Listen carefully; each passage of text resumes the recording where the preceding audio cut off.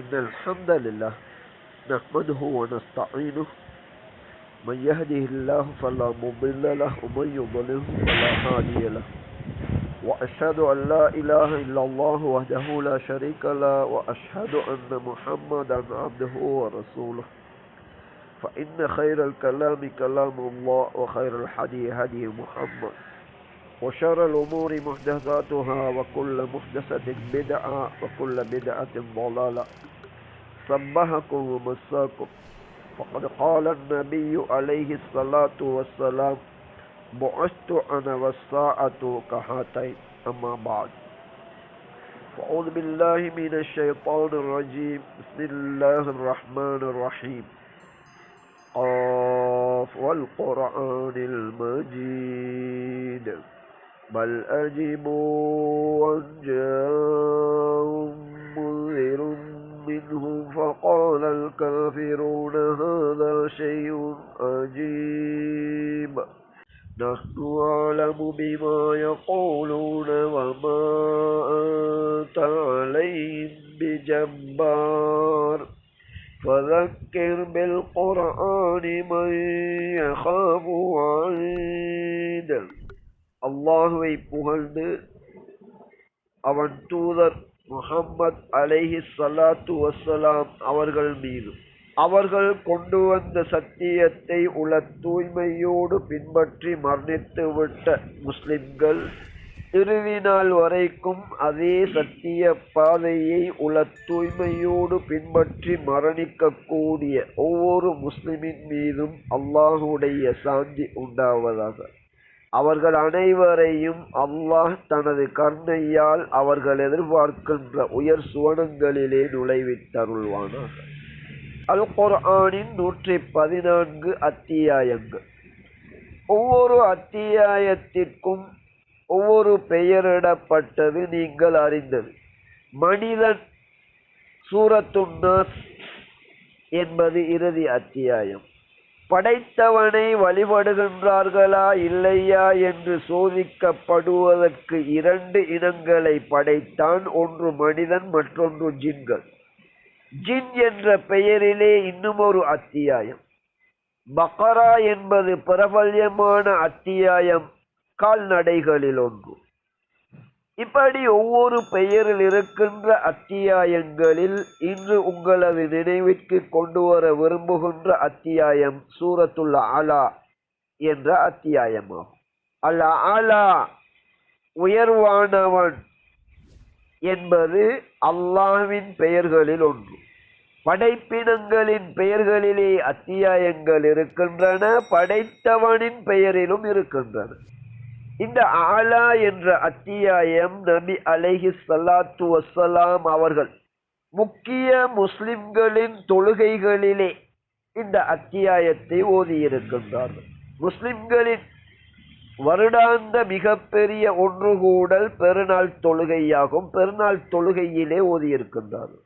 ஒவ்வொரு கிழமையும் வெள்ளிக்கிழமையிலே ஜும்மா தொழுகையில் இதனை ஓதியிருக்கின்றார்கள். இஸ்லாத்தை, அதன் அடிப்படையை ஒவ்வொரு முஸ்லிமும் கட்டாயம் புரிந்து கொள்ள வேண்டும். எந்த சுவனத்தை எதிர்பார்க்கின்றோமோ அதற்காக உலகில் நாம் பின்பற்ற வேண்டிய கொள்கைதான் இஸ்லாம் ஆகும். அந்த கொள்கை அரபு மொழியிலே இருக்கின்றது. இஸ்லாத்தின் வழிகாட்டல் குர்ஆனிலும் சஹீஹான ஹதீஸிலும் இருக்கின்றது. அடிப்படை வழிகாட்டல் அல் குர்ஆனை தொழுகையில் ஓதுவதை அல்லாஹ் கடமையாக்கி இருக்கின்றார். அந்த நேர்வழி பற்றிய பிரார்த்தனை தான் அல்ஹம்துலில்லாஹி ரப்பில் ஆலமீன் என துவங்குகின்ற அந்த முதல் அத்தியாயம். அல்லாஹ்விடம் நேர்வழியை நாம் வேண்டுகின்றோம். தொழுகையிலே ஒவ்வொரு ரக்அத்திலும் இது கடமையாகும்.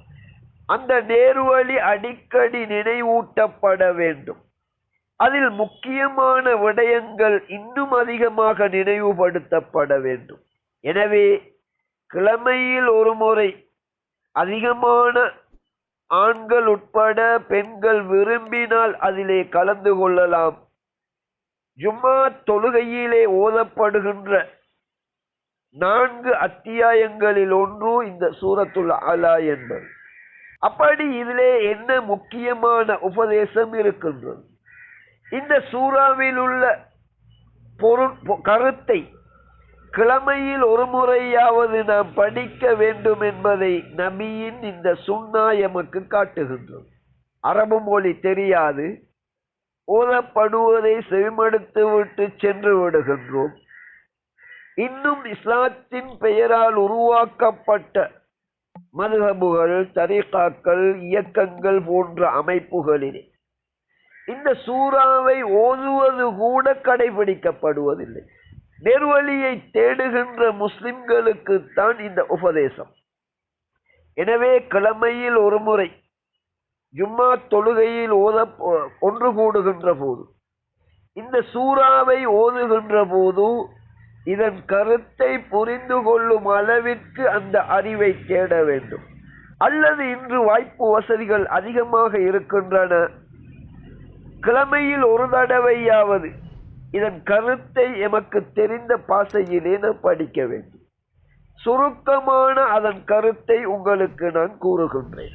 இவ்வாறு கிழமையில் ஒரு தடவை ஓதப்படுகின்ற இந்த அத்தியாயம் என்ன அடிப்படைகளை எங்களுக்கு போதிக்கின்றது? பிஸ்மில்லாஹிர் ரஹ்மானிர் ரஹீம். சப்பிஹ் இஸ்ம ரப்பிக்கல் அலா. மிக உயர்ந்த உமது ரப்புடைய பெயரை துதிவி செய்வீராக. அல்லதி ஹலக ஃபஸவ்வா. அவன்தான் படைத்து ஒழுங்கமைத்தான், அதாவது படைப்பிலே எந்த குறையும் இல்லாமல் படைத்தான். அவன்தான் விதியை எழுதி விதியை நிர்ணயித்து அதன் பிறகு நேர்வழி இதுதான் என்பதன்பால் அந்த அறிவையும் தந்திருக்கின்றான். ஒரு சிலர் வாதிப்பார்கள், அல்லாஹ் இப்படித்தான் எழுதியிருக்கின்றான், எனவே நான் அல்லாஹ்வை மறந்து வாழுகின்றேன் என்று குருட்டு தர்க்கம் பேசுவார்கள். அப்படி அல்ல. விதி என்பதை எழுதிய அல்லாஹ் நீ இப்படித்தான் நடக்க வேண்டும் என்ற வழிகாட்டலையும் தந்திருக்கின்றான். அதன் பிறகு விதியை நாம் குற்றம் சுமத்த முடியாது. ஆனால் இஸ்லாமிய வரலாற்றில் தெளிவான அறிவு இல்லாமல் குர்ஆனின் விளக்கத்தை எங்கிருந்து பெற வேண்டும் என்ற அடிப்படையிலே வழிகட்டதன் காரணமாக அதனுடைய விடயத்தில் 2 வகையாக வழிகட்டார்கள். ஒரு கூட்டம் கதர் என்பதே கிடையாது, அனைத்தும் எங்களது காரியங்கள் தான் என்று மறுத்து கதரியா என்று இவர்களை சொல்லப்படும்.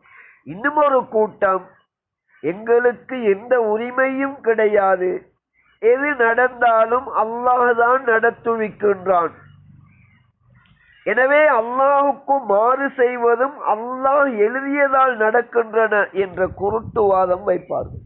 இஸ்லாம் என்பது நடுநிலையானது. குர்ஆனுக்கு விளக்கமான சுன்னாவை படிக்க வேண்டும். சரி, அல்லாஹ் அடுத்து என்ன கூறுகின்றான்? அவன்தான் மேய்ச்சல் நிலங்களை வெளிப்படுத்தினான், அதாவது பயிர் பச்சைகளை மனிதர்களுக்கு உணவாக, மிருகங்களுக்கு உணவாக அவற்றை அல்லாஹ் ஏற்பாடு செய்கின்றான். அதன் பிறகு அந்த பயிர் பச்சைகள் கருகி உக்கி மண்ணாக போகின்ற ஒன்றாக அதனை அல்லாஹ் ஆக்கியிருக்கின்றான். அடுத்ததாக இன்னும் சில விடயங்களை, இன்னும் ஒரு விடயத்தை அல்லாஹ் பேசுகின்றான். முதலில் வஹி இறங்கி சிறிது காலம் தொடர்கின்ற போது புதிய அனுபவத்திலே கிடைக்கப் பெறுகின்ற இந்த வழிகாட்டல் அது மறந்து விடுமோ என பயந்து நபி அவர்கள் அவசரமாக ஓதினார்கள். அந்த விடயத்தை இங்கு அல்லாஹ் சுட்டி காட்டுகின்றான். உங்களை நாம் ஓதச் செய்வோம், முதலிலே உங்களுக்கு ஓதி காண்பிக்கப்படுகின்ற போது நீங்கள் அதனை காது கொடுத்து கேளுங்கள். அல்லாஹ் நாடியதை தவிர ஏனையவற்றை அல்லாஹ் மறந்து விடும்படி செய்ய மாட்டான். அவன் வெளிப்படையானதையும் மறைமுகமானதையும் அவன் அறிகின்றான். வனுயஸ்ஸிருக லில் யுஸ்ரா. இலகுவானதின்பால், நல்லதின்பால் அதனை செய்வதற்கு அல்லாஹ் உங்களுக்கு இலகுபடுத்தி தருவான். எனவே ஃபதக்கிர் இன் நஃபஅத்திர் ذிக்ரா. நல்லுபதேசம் பிரயோசனம் அளிக்கும் என்றால் நீர் அவர்களுக்கு உபதேசம் செய்வீராக. சயذكر من يخشى, யார் அல்லாஹ்வை பயப்படுகின்றார்களோ அவர்களுக்கு அவர்கள் இந்த உபதேசத்தை கொண்டு அவர்கள் சிந்தித்து நல்லுணர்ச்சி பெறுவார்கள், நல்ல போதனைகளின்படி நடப்பார்கள். அதே நேரம் வயதஜன்னபுல் அஷ்கா, ஒருவன் கெட்டவனாக இருந்தால் அவனுக்கு உபதேசம் சொன்னதன் பிறகும் அந்த உபதேசத்திலிருந்து அவன் தூரமாகி விடுவான். நாம் மேலே கூறியது போன்று தம்முடைய வழிகேட்டிலும் புறக்கணிப்பிலும் அவர்கள் தொடருவார்கள். நல்லுபதேசம் அவர்களுக்கு பிரயோசனம் அளிக்காது. ஆனால் உண்மை முஸ்லிமின் கடமை, நாங்கள் இந்த உபதேசத்தை பிறருக்கு செய்ய வேண்டும். உபதேசம் என்றால் என்ன? கட்டுக்கதைகளா? எமது சொந்த விருப்பங்களா? அல்லாஹ்வுடைய இந்த வஹியை அல்லாஹ் திக்ர் உபதேசம் என்று கூறுகின்றான். எனவே அல் குர்ஆனும் சஹீஹான ஹதீஸும் தான் உபதேசமாகும். இதனை பின்பற்றி ஏனையவர்களுக்கு நாம் உபதேசம் செய்ய வேண்டும்.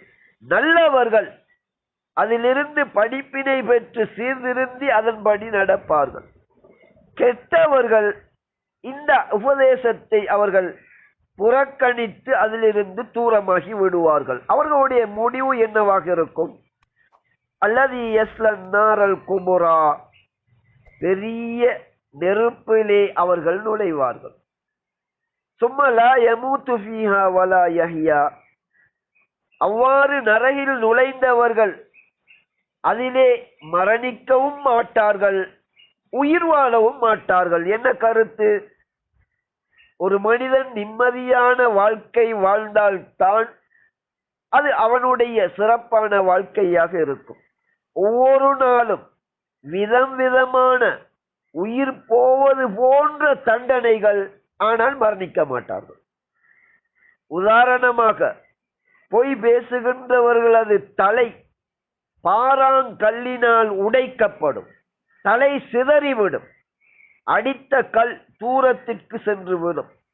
அந்த பொறுப்பு சுமத்தப்பட்ட வானவர் திருப்பி அந்த கல்லை எடுத்து வரும்போது இவருடைய தலை இத்தனை வேதனையை அனுபவித்ததன் பிறகு ஆரம்பத்தில் இருந்தது போன்று ஆகிவிடும்.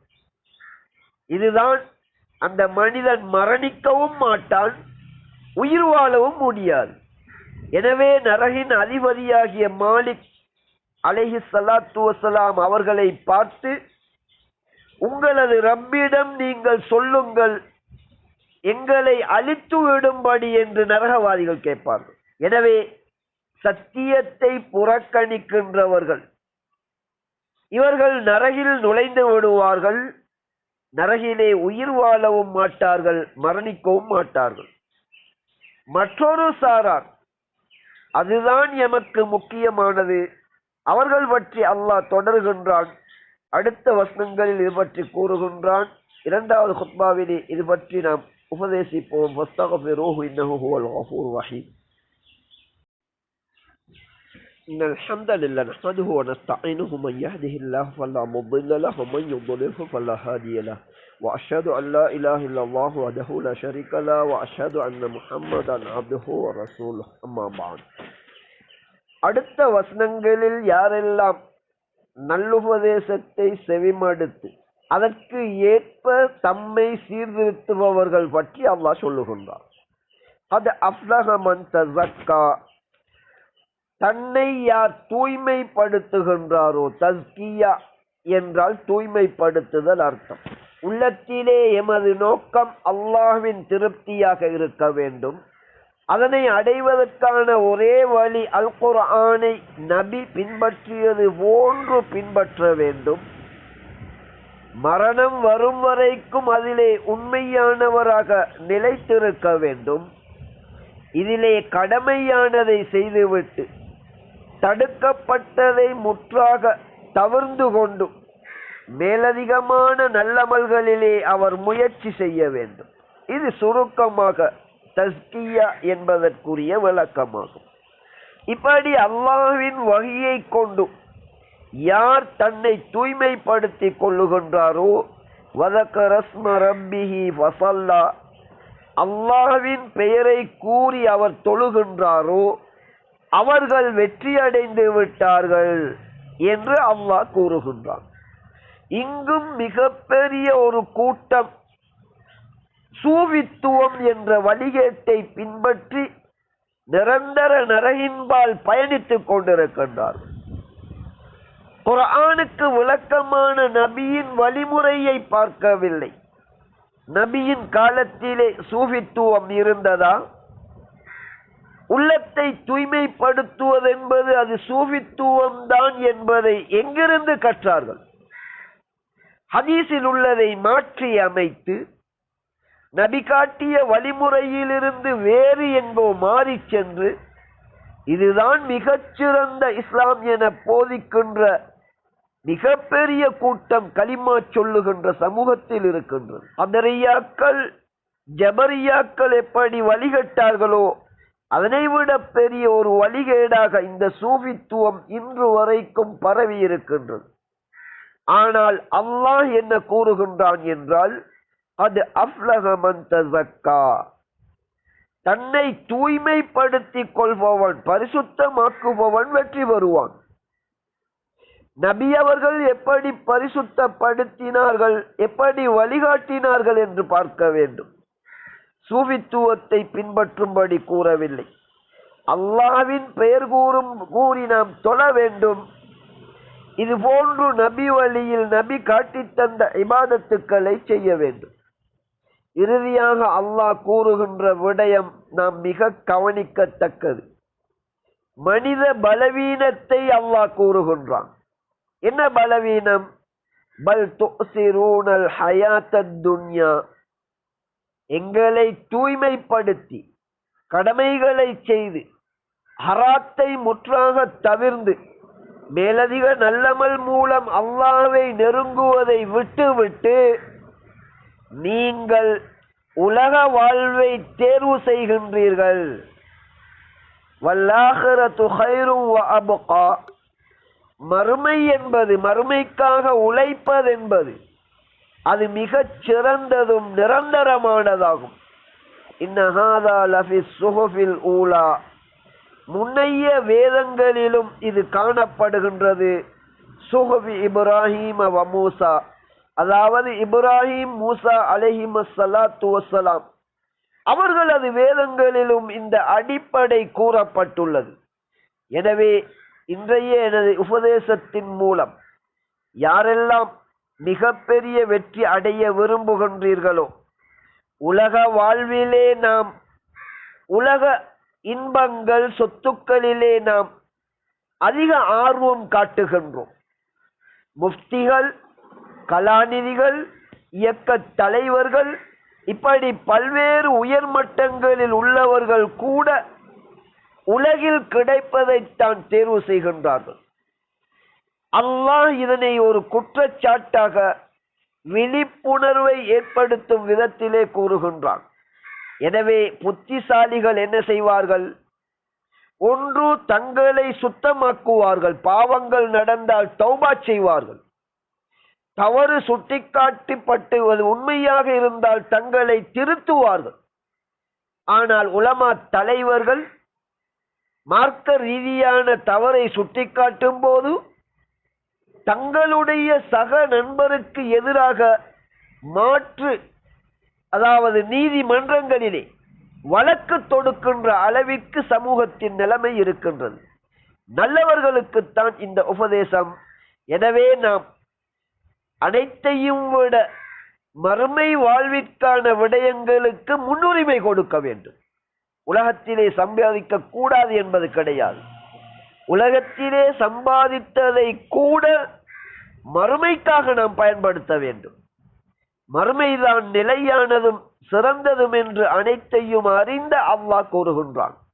எனவே புத்திசாலிகளாக நாம் எதிர்பார்க்கும் உயர் சுவனங்களில் மட்டுமல்ல, அதில் உயர் அந்தஸ்துக்களை அடைய வேண்டும் என்றால் உலகிலே நாம் அமல் செய்ய வேண்டும்.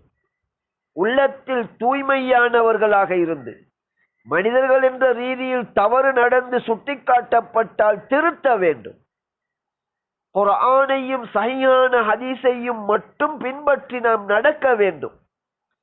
குர்ஆனுக்கு ஹதீஸின் ஒளியில் விளக்கம் பெற்று நேர்வழியில் நடக்க வேண்டும். அதுதான் ஒரு இமாமின் கீழ் வஹியை பின்பற்றுவதற்காக ஒன்றுபட்டு அல்லாஹ்வின் திருப்தியை நோக்கமாக கொண்டு மரணிக்கும் வரைக்கும் நிலைத்திருப்பதுதான் எம்மை தூய்மைப்படுத்துகின்ற தஸ்கியாவாகும்.